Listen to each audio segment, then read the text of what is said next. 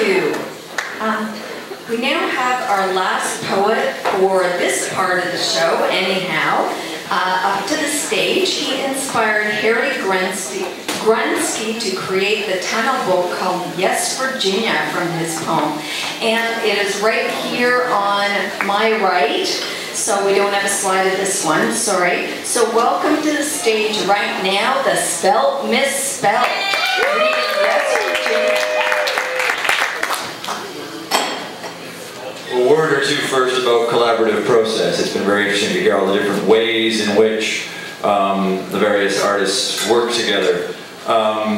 Some stories are intergenerational. I first met Harry Grunsky when I was discovering key parts of my identity and myself and finding my voice.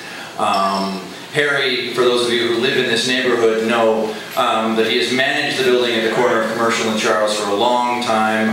He's been my landlord at one point. But at the point that I first met him, he was running a cafe called Harry's, where Little Nest is now. The rainbow flag over that door was so important to so many young queer voices that were establishing themselves then and are established now. You know, I think of myself, Ivan Coyote, a whole host of others who, you know, walked across that open mic in that time. So when Harry asked for me specifically to be part of this project, I said yes, because I figure I owe him. We sat and talked. He was already well familiar with my work, and he showed me some of his stuff. And we sat and talked about what we wanted to do together.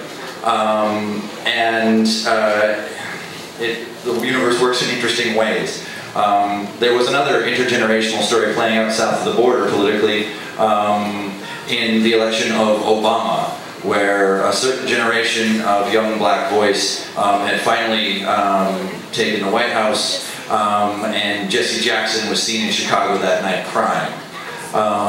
And so we agreed that we wanted to discuss recent events. I sat down, I wrote the poem Yes, Virginia, I emailed it to Harry, and he produced his book. So we kind of worked intergenerationally related to each other and yet somewhat independent, which is the way that struggles for civil rights frequently go.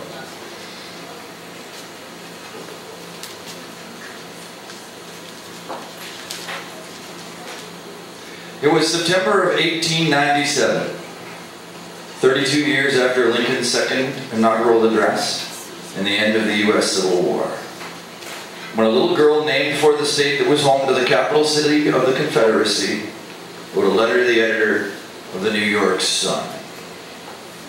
Dear editor, I am 8 years old. Some of my little friends say there is no Santa Claus. Papa says if you see it in the sun, it's so. Please tell me the truth. Is there a Santa Claus? Signed, Virginia. In short, the reply was, yes, Virginia, there is a Santa Claus. In full, its eloquent argument for this statement became the most reprinted editorial in journalism history. Virginia, your little friends are wrong. They have been affected by the skepticism of a skeptical age. They do not believe except what they see. They think that nothing can be which is not comprehensible by their little minds. All minds, Virginia, are little. Be they men or children, in this great universe of ours, man is a mere insect, an ant, in his intellect as compared with the boundless world about him, as measured by the intelligence capable of grasping the whole of truth and knowledge. Little minds, indeed. In the state of Virginia, up until the year before I was born, it was a felony crime punishable by jail time for blacks to marry whites. It took 2 years for the state of Virginia to ratify the 14th Amendment to the U.S. Constitution, even though it was home to both Jefferson and Washington.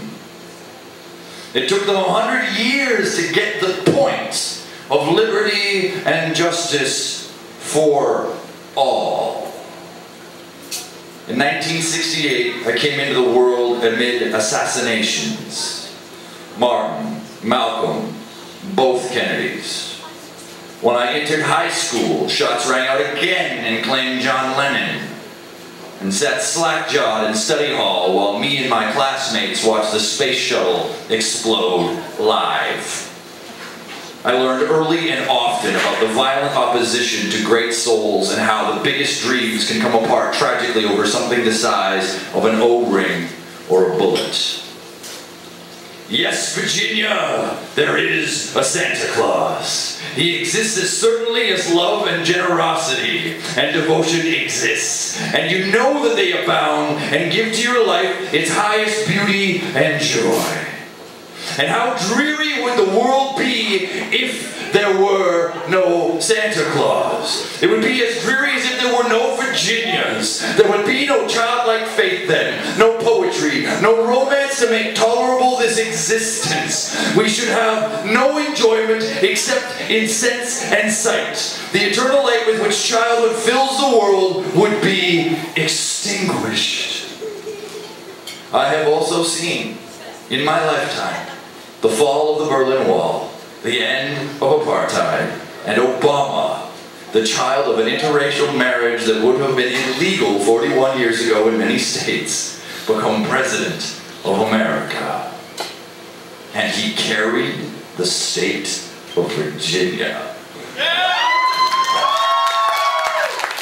Yes, Virginia! Change has come to America. Not believe in Santa Claus? Oh, you might as well not believe in fairies. You might get your papa to hire men to watching all the chimneys on Christmas Eve to catch Santa Claus. But even if they did not see Santa Claus coming down,